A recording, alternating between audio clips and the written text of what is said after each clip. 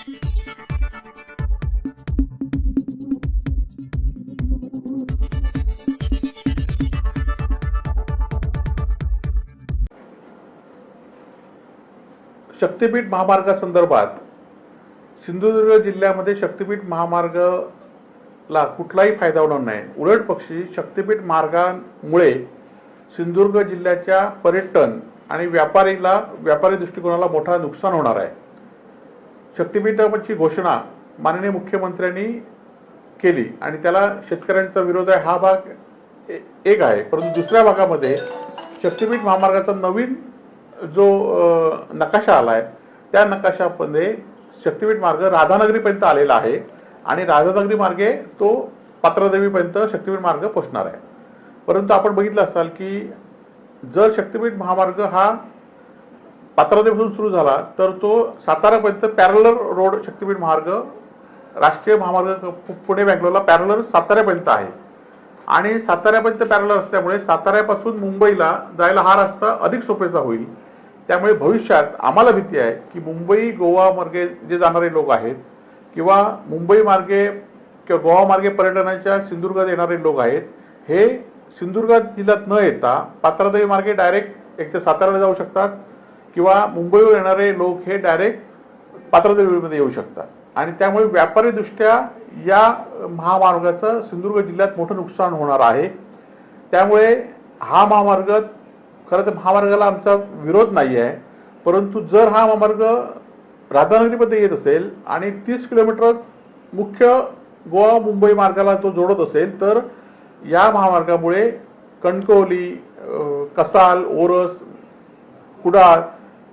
सावंतवाडी ह्या भागाला ह्याचा फायदा होईल। मालवण वेंगुर्ल्यातले पर्यटक या शक्तीपीठ महामार्गामुळे जिल्ह्यातच राहतील, परंतु जर असा महामार्ग झाला तर मात्र गोव्याला येणारे पर्यटक हे डायरेक्ट गोव्याला जातील आणि सिंधुदुर्ग जिल्ह्यातील जसं आता आपण बघितलं असाल की अखेर सावंतवाडी शहर बाजूला पडलं मुंबई गोवा मार्गामुळे, तसंच भविष्यात शक्तीपीठ महामार्ग झाला तर भविष्यात आम्हाला भीती आहे की शक्तीपीठ महामार्ग झाला तर कुडाळ,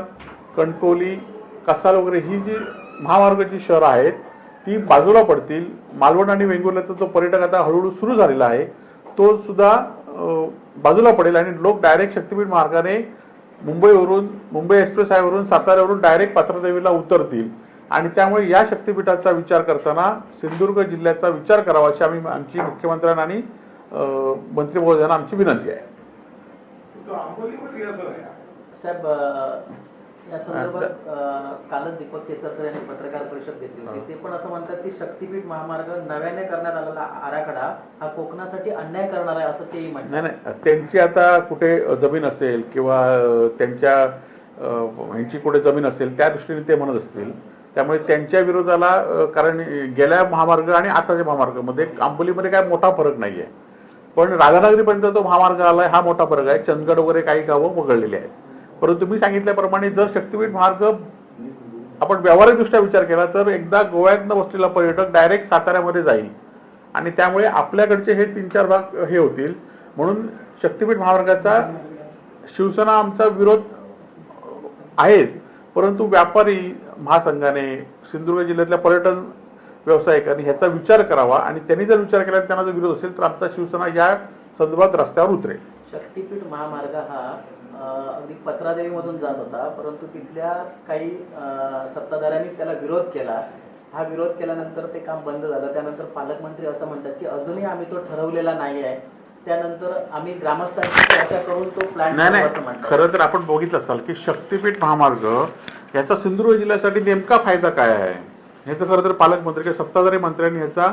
किंवा सत्ताधारी जे खासदार आहेत, आमदार आहेत किंवा हे तरी शक्तीपीठ महामार्गाचा सिंधुदुर्ग जिल्ह्याला व्यापारी दृष्ट्या आणि पर्यटन दृष्ट्या काय फायदा आहे याचा पहिला खुलासा करावा आणि नंतर त्यांनी या संदर्भात भूमिका जाहीर करावी।